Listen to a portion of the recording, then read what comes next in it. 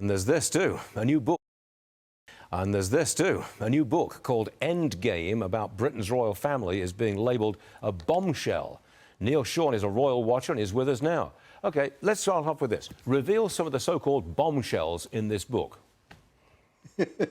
Well, there's so many, apparently, Stuart. Lovely to see you, by the way. It's just incredible, really, because apparently, there are royal racists named. Catherine doesn't want to work. Prince Charles has his shoelaces ironed. Let me tell you, though, something that I've seen about this particular project.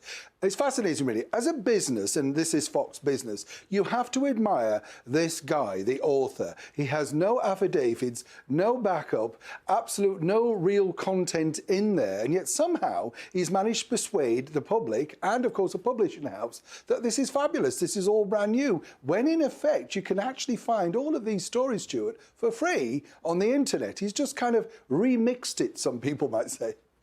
Do you believe any of it? I mean, it just sounds to me like it's just a gossip put out by Prince Harry and his wife, the Duchess of Sussex. I mean, it's a gossip thing, isn't it? You can't believe it. Well, I tell you what's interesting there, Stuart, is as you really hit the nail on the head. If you remember the previous book, of course, they both denied any, association with it.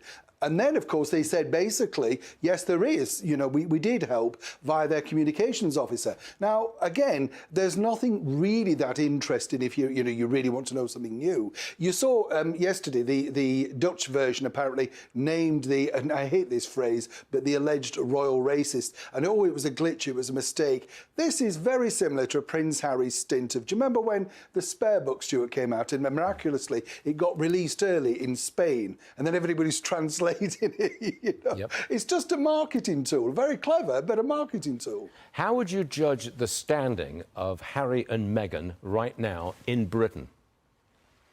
Well, I mean, it was an all-time low before that, really. I think the worst thing, and I'm sure you will agree with me on this, I think the worst thing that, she kept his children away from the coronation in May. It was an historical event. It is his father, whatever you think. And then very publicly, he disappeared very quickly, didn't he? So I think the standing over here is beyond rock bottom, whatever they think. I do kind of think also that Meghan's stint on the Variety carpet and the William Morris agency, they've got a lot of work to do to try and convince anybody over here that there is anything worth investing in. And this book does nothing to take that any further. As you know, recently, apparently, they would have said they wouldn't have minded reconnecting for Christmas. Can you imagine, Stuart, sitting round the table at Windsor with a turkey wishbone?